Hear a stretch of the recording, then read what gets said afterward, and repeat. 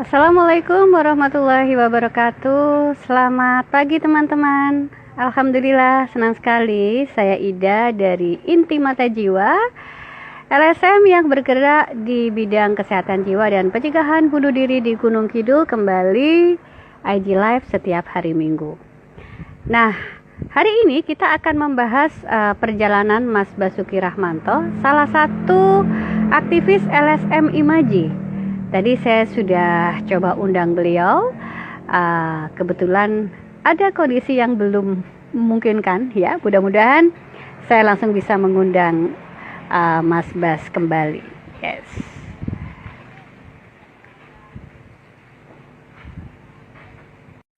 Mas Basuki ini kesehariannya adalah seorang fotografer. Halo, Halo, apa kabar Mas Bas? baik. Ini saya undang dokter atau Mbak atau Bu ini? Terserah. Kalau manggil dokter ada tarifnya ya. Kalau Oh, panggil Mas, Mas panggil Mbak nggak ada tarifnya. Mas Bas sayang sekali tuh, udengnya ketutup jadi agak mundur sedikit ya. gini ya. Baik. Apa kabar Mas Bas? Baik, Mbak Ida. Oh, Mbak Ida, baik. Surah popo Dek Bas. Dek. Ya, belum loh. Ya, Mas Bas ini orangnya selalu ceria, Ya, tawanya renyah, kayak kerupuk gitu ya. uh, Kira-kira kriuk-kriuk. kriuk-kriuk ya. Kira-kira ibunya dulu apa nyidam kerupuk ya? Nggak tahu ya. Saya Nggak tuh tahu ya. katanya itu saya tuh dulu lahirnya itu sungsang. Oh gitu. Sungsang. Harusnya Iya, namanya tadi bukan Basuki dong, Basungsang dong. selamat toh. Oh iya. Mas Bas, Ya, Mbak. senang Ya, sekali oke. kita bisa ketemu. Ini adalah Imajil Talk ya. Jadi Ya, satu acara rutin kita setiap hari Minggu ngobrolin soal kesehatan jiwa, tentang pencegahan bunuh diri gitu ya. oke. Dan kita sapa dulu juga teman-teman, kayaknya sudah ada yang baru bergabung ya. Selamat Ya, siang. Saat ini saya Ida dari Imaji bersama Basuki Rahmanto. Oke, Mas Bas, eh, ada baiknya juga nih kita sampaikan juga kepada teman-teman kita. Sebenarnya Imaji itu apa? Mungkin Mas Bas bisa oh, jelasin. oke. Ya, jadi Imaji itu adalah LSM yang bergerak di bidang kesehatan jiwa dan Mhm. Imaji itu berdiri di Kabupaten Gunung Kidul. Mhm. Sementara ini baru beranggotakan 7 orang. 7 orang ya. Itu ya semuanya relawan itu, relawan ya. Relawan Sebutan ya, kita nggak relawan ya. dibayar ya. Betul betul. Ya, jadi Jadi, eh, mhm. di kesempatan ini saya masih mengundang untuk teman-teman yang mungkin menyimak di IG Live ini untuk bergabung seandainya terpanggil untuk bergabung di LSM Imaji untuk menjadi relawan. Mhm. Ya, intinya adalah ini adalah sekumpulan orang yang peduli pada kesehatan jiwa dan pencegahan bunuh diri. Betul. Kami melakukan aktivitas banyak ya, salah satunya adalah edukasi kepada masyarakat dan juga pendampingan kepada mereka para penyintas bunuh diri. Ya, Dan kita betul. juga membuka kesempatan bagi teman-teman yang ikut bersama-sama ya tentang uh, kesehatan jiwa. Dalam hal ini adalah bersama-sama untuk membantu saudara-saudara kita yang memang dalam keadaan yang kurang beruntung barangkali ya. Oke, Ya, Mas Basuki, kita akan berbincang tentang pengalaman pribadi Mas Basuki ya. Ini kayaknya agak nggak nyambung ya, Mas Bas seorang gimana? fotografer, tapi kok bergerak di bidang kesehatan jiwa. Ya, Sudah gitu juga terjun mendampingi masyarakat, mendampingi para penyintas bunuh diri. Itu ceritanya gimana? Kok bisa uh, akhirnya terlibat dalam kegiatan kita ini? Gimana nih Mas Bas? Ya, eh mulai berceritanya mulai masa sekolah dulu ya. Jadi eh saya SD masih di sebuah desa di Tepus, Mhm. kemudian eh SMP sudah di Wonosari. Ya. Nah, waktu SMP itu saya sudah punya angan-angan untuk cita-cita bahwa saya akan masuk ke SMA karena keinginan terbesar adalah kuliah gitu. Mhm. Nah, Jadi ini asli desa ya? desa. Oh, Ibu desa saya, Tepus. ibu saya Sumberwungu Tepus, ya Bantal Watu, Mhm. Bantal Watu. Terus? Ya kalau bapak saya kan asli Sleman tapi jadi guru di daerah Sumberwungu. Nah, ketika saya SMP saya pengen untuk melanjutkan ke SMA, tapi sebenarnya keinginan bapak itu saya masuk ke SMEA atau Hmm. mungkin malah SPG karena Hmm. biar meneruskan sebagai guru gitu. Namun saya kurang tertarik menjadi guru sehingga saya waktu itu sudah mau daftar ke SMEA. Nah di pintu gerbang SMEA itu ada temen yang nganu lah jare pengen kuliah gampang neng SMA wae gitu. Nah Hmm. dari situ saya langsung ke SMA 2, SMA Negeri 2. Nah di SMA Negeri 2 karena ya waktu itu lumayan lah nem saya itu lumayan cukup lah untuk masuk sana sehingga masih Ya termasuk pinter di gitulah. ya saya nggak akan sombong. Lah aku yang ngomong aku berarti kan ngomong katanya nem saya termasuk lumayan. Itu sombong gitu. Enggak apa, Iya bergurau ya, ya. Lanjut. ya. Kemudian ketika SMA ya masih seneng ya karena wah besok kuliah dan saya Hmm. 5 bersaudara. 5 bersaudara itu kakak saya yang 2 itu sudah kuliah waktu itu Hmm. Hmm. sehingga kan wah paling tidak ya arep keluarga besar nih bapak mungkin masih masih bisa lah untuk menguliahi saya gitu. Hmm. Nah, itu ketika kelas 3 SMA itu bapak itu kecelakaan. Nah, Hmm. di situ saya terus waduh lagi nek bapak sakit saya nggak mungkin bisa kuliah karena untuk biaya rumah sakit gitu. Terus waktu itu kelas 3 SMA saya langsung wah ini nek lulus saya nggak mungkin memaksa orang tua untuk menguliahkan saya gitu. Kemudian saya lulus SMA nggak nganu langsung cari kerjaan. Jadi untuk meringankan beban orang tua saya nggak ingin kuliah lagi sudah Hmm. langsung cari kerjaan apa aja gitu. Jadi lebih Itu realistis terus ya. ya saya langsung waktu itu wis lima anak kemudian bapak sakit. Bapak itu pasca kecelakaan itu langsung lumpuh sehingga ya itu Hmm. tadi sudah anak mau nggak mau kan langsung nggak niat lagi saya gitu. Terus di apa ya saya pernah bercerita juga di situ bahwa di ketika bersama teman-teman kan nulis buku Melawan Pulung Gantung itu ya itu Hmm. makanya kisahnya diberi judul kisahnya kan gagal kuliah bukan gagal hidup gitu. Hmm. Jadi Hmm. dari situ saya terus ini harus kerja jangan sampai merepotkan orang tua gitu kan. Nah pertama kali yang cari kerjaan itu lulusan SMA kan ya agak susah ya. Hmm. Kemudian waktu itu nyari di Semarang sampai 2 bulan itu nggak dapat kerjaan. Dulu badan saya kecil, Mbak Ida. Hmm. Tingginya mungkin maaf loh ini tingginya kayak jenengan loh. Gak apa-apa.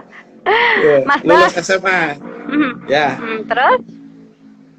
Nah, terus di Semarang mungkin nafsu saya nggak bagus ya, jadi nggak dapat kerjaan, kemudian balik ke Jogja. Nah, di Jogja saya kerja dulu di restoran Padang. Nah, Hmm. di restoran Padang sekitar 3 bulan. Nah, ketika saya kerja di restoran Padang 3 bulan itu, bapak saya masuk rumah sakit. Mhm. Nah, bapak saya masuk rumah sakit, wah ini saya pikirannya udah nggak baik ya, dari Jogja langsung balik ke Wonosari, kemudian di Wonosari nungguin di rumah sakit. Nah, setelah Hmm. 3 hari akhirnya bapak sedo gitu. Jadi itu sekitar tahun tahun 90-an mungkin ya, tahun 90. Ya, terus setelah bapak meninggal, eh, dari 5 anak itu belum ada yang mentas ya, dari 5 anak bapak itu belum ada yang mentas. Ya itu kan makanya saya terus langsung pamit ke ibu untuk langsung cari kerja lagi gitu. Nah, Mhm. waktu itu ada lowongan cleaning service di surat kabar KR. Nah, saya kerja di situ di surat kabar KR. Nah, dari gaji saya 50.000 sebulan. Terus untuk menambah penghasilan saya, kalau kalau pas di luar jam kerja itu ikut di Balai Pustaka tapi yang cabangnya di Jogja. Jadi cetak-cetak buku itu, sehingga untuk biaya hidup dan untuk kirim ke orang tua itu agak lumayan lah gitu. Itu terus pas saya di Jogja itu saya jadi satu dengan bule saya, adiknya Mhm. ibu, adiknya ibu. Nah, disitulah saya tinggal di daerah Jedes. Itu bule waktu itu sudah ditinggal, meninggal oleh om saya, suaminya, dan uh, beliau apa istilahnya ngangkat anak ya, ngangkat anak waktu itu masih TK. Mhm. Nah, terus saya jadi satu di situ. Nah, saya jadi satu itu ibu, bule itu seneng ya karena ada temennya gitu. Nah, eh, sampai saya di sana 2 tahun, 2 tahun jadi satu dengan bule itu 2 tahun. Kemudian kembali ke soal kerjaan, saya mau dipromosikan ke bagian layout. Waktu itu masih eh, cetak manual ya, masih pakai lembaran-lembaran itu, belum digital, sehingga layout Mhm. itu menempel-nempelkan eh, Koran ya. tulisan-tulisan. Ya, tulisan-tulisan itu ditempelkan, kemudian nanti di plat di yang mau dicetak itu. Nah, ketika mau dipromosikan saya sudah, wah ini lumayan ini naik, maksudnya ya walaupun hanya lulusan SMA tapi bisa naik gitu. Nah, ketika saya sudah personalia sudah ACC, ternyata direktur produksinya bawa keponakannya. Nah, ya udah, saya Nggak sudah jadi. mikir lagi, wah ini kan ya anak muda kan gampang emosi, saya metu wae gitu. Nah, saya Hmm. terus memutuskan bahwa saya tidak menghabiskan kontrak, sehingga di sebelum kontrak berakhir saya sudah keluar. Mhm. Nah, terus saya kembali ke Wonosari. Nah, di Wonosari ini saya sewaktu SMA itu sering main ke foto sinar. Kalau Mbak Ida pernah dengar ya, foto Iya. studio sinar gitu. Nah, saya ditawari, daripada kerja di Jogja mending ikut saya aja kan, nanti bisa belajar foto gitu. Nah, itu sekitar Akhirnya, tahun 92 ya.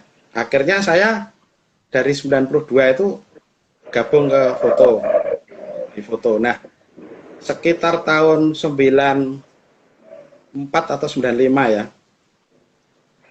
Pas keponaan saya, sepupu saya yang di Jogja itu kira-kira yang kelas 3 dijetis atau tadi ya. ya, itu kelas 2 atau kelas 3.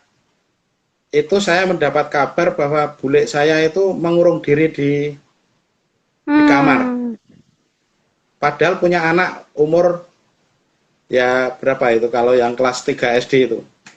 Nah, ya, dari situ saya belum berpikir bahwa bule saya itu sakit gangguan apa jiwa. istilahnya? Ya, gangguan jiwa ya. Nah, kemudian saya jemput sama ibu saya. Ibu saya jemput, kemudian saya bawa ke Wonosari. Nah, waktu itu bule saya tuh apa ya, kayak orang linglung gitu ya. Mhm, Kalau orang umum mungkin bilangnya stres gitu ya. mhm, Nah, kemudian eh, rumah yang di Jogja langsung yang di Jetis itu langsung dikosongkan. Sepupu saya ajak sekalian ke Wonosari dan sekolah di Wonosari. Nah, bule saya itu saya tanya-tanya ke sekitarnya, itu ternyata semenjak saya kerja di Wonosari tidak jadi satu lagi. Itu kan temen ngobrolnya nggak ada, karena sepupu saya kan masih SD ya, SD kelas 1 waktu itu. Nah, waktu itu katanya ada seorang laki-laki yang suka dengan bule saya, tetapi mhm. laki-laki ini sudah beristri. Nah, suatu saat istrinya itu melabrak bule dan Hmm, jadi, uh, nggak tahu itu prosesnya seperti apa, tapi kemudian bule saya itu mengurung diri. Nah, mhm, mungkin awal-awal oke. awal Awal bule saya bule mengalami saya gangguan. depresi itu mungkin ya di situ. Nah, selanjutnya bule saya itu setelah di Wonosari kemudian dirawat ibu di Tepus. Nah, keponakan saya itu tetap di Wonosari, sekolahnya di Wonosari. Jadi Mhm. nggak jadi satu dengan bule ya. Nah, Oke, berarti bulenya Mas Bas itu mulai menunjukkan tanda-tanda gangguan jiwa ya. ya Tapi pada waktu itu Mas Basuki tidak memahami belum. sebagai gangguan Ya, jiwa. Kok bule saya ya jadi belum. diam, mengurung Ya, diri, ada perubahan perilaku, dan itu dipicu oleh satu peristiwa yang mungkin sangat menekan perasaannya. Mas Bas, kita ya. tahan dulu. Ini rupanya di belakang ada Pak Lurah Wage. Ini datang Pak Lurah, Oh ya. bisa berdiri di sini. Jadi Halo Pak Mbak. Lurah itu ini Mas Wage Daksinarga. Daksinarga ya. Nama kerennya aslinya Sigit Purnomo. Beliau juga anggota IMAJI yang kebetulan lurah Desa Karangasem. Jadi ini sengaja saya panggil karena Mas Wage ini masuk loh di dalam latar belakang kita gitu ya. Jadi saya Ya, ini lagi ya. live di teras rumah. Mas Wage ada di ruang tamu. Jadi dia tiba-tiba nyelonong masuk gitu ya. Halo Mas Oke, Waki. ya. Monggo Mas Wage, silakan di ruang tengah, nggak apa-apa. Santai Ini, saja. iya. Ini jadi kalau ada seliweran ya beginilah suasana rumah di desa ya. Rumah di desa itu kita buka. Ya selain faktor ventilasi juga ya namanya juga di desa kita harus berinteraksi dengan masyarakat ya. Jadi bisa tiba-tiba datang jedul gitu ya. Ya. Baik teman-teman, mohon maaf nih tadi kalau ada background penampakan di belakang saya ini tadi. Kita lanjutkan ya. Jadi sekarang kita masuk ke cerita bulenya Mas Bas. Ya. Waktu itu Ya. yang paling menonjol itu perubahan perilakunya seperti apa selain mengurung diri? Ya, mulai di Jogja itu selain mengurung diri itu sudah nggak mau mandi. Gak mau mandi. Nggak mau Bicara mandi. sendiri? Nah, itu setelah beberapa bulan baru berbicara sendiri. Tapi awalnya nggak mau mandi, Kemudian biasanya sayang banget sama anaknya. Itu kemudian dia biasanya masih dulang gitu loh, dulang anaknya. Dia udah nggak mau. Nah, untung saja orang tua kandung dari sepupu saya tuh rumahnya dekat sehingga kan ada yang ngopeni gitu. Nah, setelah itu bule saya tuh terus pakai pakaian rangkep-rangkep itu, tapi cuma di rumah, nggak kemana-mana. Nah, dari ada situ nggak dia kemudian seperti curiga sama orang gitu? ya kayak di apa? Takut dengan orang, takut dengan seseorang, terus dia ngomong sendiri di kamar, ya ngomong sendiri. Nah, kemudian setelah jadi satu dengan ibu saya di Tepos, itu bule saya ya nggak terlalu banyak ngomong, tapi kan diajak ngobrol sama ibu terus gitu, diajak ngobrol, walaupun tidak aktif untuk jawab, tapi diajak mandi itu ya sama ibu saya ya mau gitu. Artinya ibu saya itu lenggatek pokoknya diperhatikan karena adiknya. Ya, tenanan gitu. Setiap hari harus mandi gitu. Yang kalau nggak mau mandi ya yang minta kan ibu. Sebentar. Tapi pada waktu itu pemahaman Mas Bas dan keluarga itu seperti apa? Yang ditangkap kok ini ada sesuatu yang berbeda, stres. Waktu itu pemahamannya Mas Bas kenapa seperti itu? Maksud saya gini, apakah ini mungkin karena dibuat orang, biasanya kan seperti itu toh, atau sudah terpikir ini masalah medis pada waktu itu? Ya, yang saya pikirkan waktu itu ya bule saya tuh stres karena takut dengan istri yang laki-laki yang senang sama itu. Pikiran saya hanya bule saya stres gitu. Dan waktu itu saya belum inisiatif untuk berobat, jadi ya wes diopeni sama ibu gitu. Jadi pada waktu itu belum terpikir ini masalah medis. Jadi tidak pernah dibawa ke dokter atau ke orang kesehatan, belum pernah ya? Belum. Oke. Apa tidak ada yang menyarankan mungkin? Coba belum dibawa ada. Kalau zaman dulu. Tahun 95 itu belum, sekitar tahun 95 belum ada. Termasuk misalnya ada yang menyarankan ke dukun, enggak. Jadi enggak pernah saya. Memang jadi sebenarnya enggak dibawa ke paranormal, ke orang pintar atau cuman pemahaman keluarga ya ini karena stres gitu aja, jadi butuh ditenangkan. Tetapi perilakunya sudah mulai aneh ya, pakai baju rangkep-rangkep, tidak mau mandi gitu ya. Kemudian kalau sama anaknya tidak sayang lagi. Oke. Sampai berapa lama bule seperti itu? Dan kemudian endingnya seperti apa?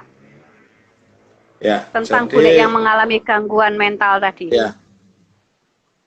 Mungkin sekitar sampai hampir 10 tahun ya.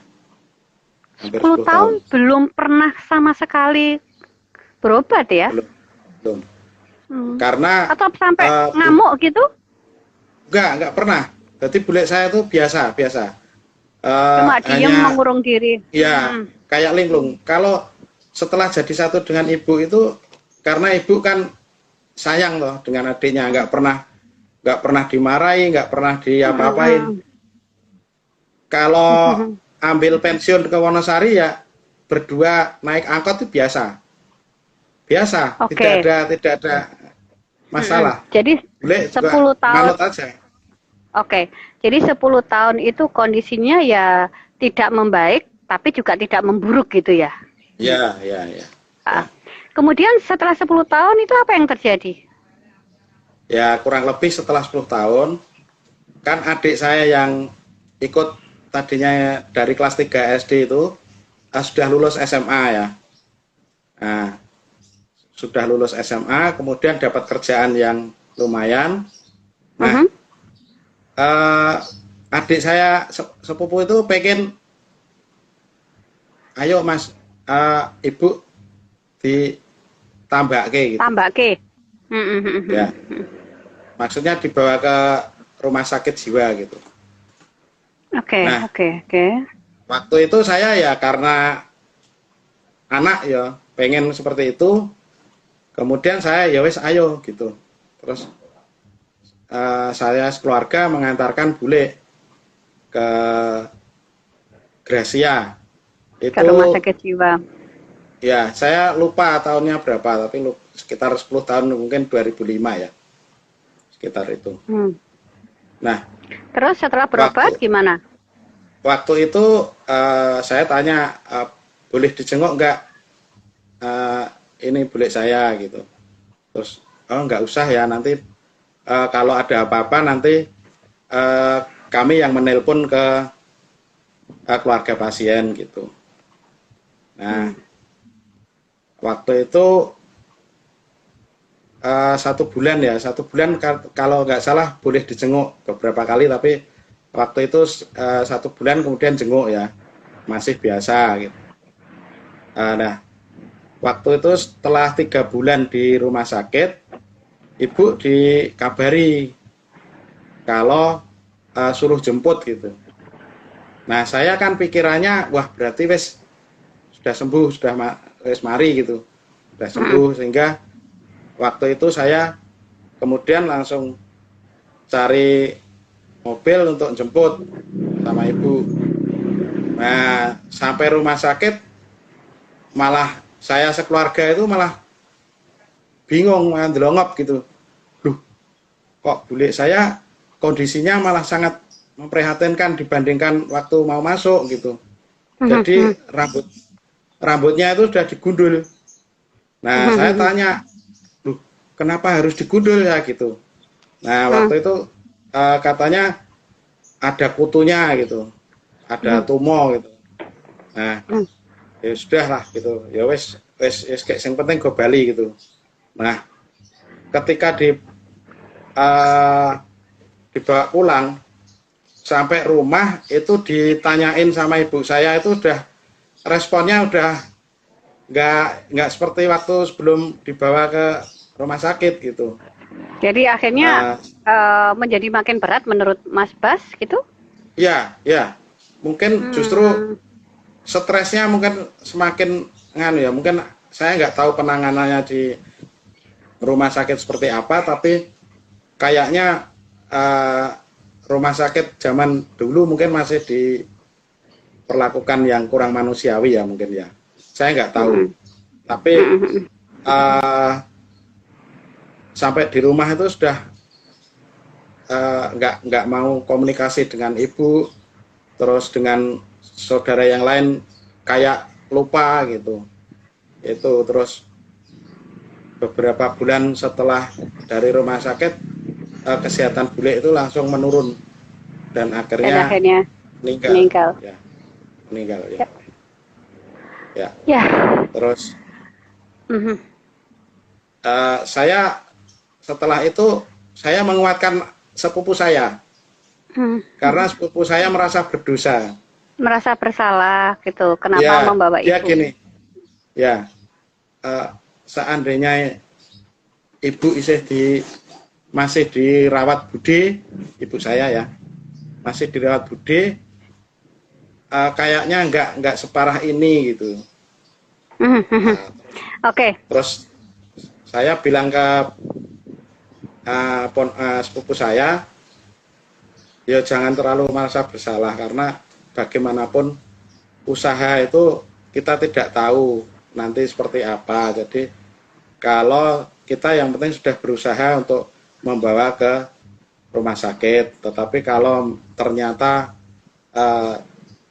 Tidak bule seperti yang diharapkan. ya seperti ada yang bilang itu sudah di luar pemikiran kita ya gitu penguatannya. Ya, cerita yang luar biasa teman-teman. Bagaimana perjuangan keluarga Mas Basuki untuk merawat bule yang mengalami gangguan jiwa ya.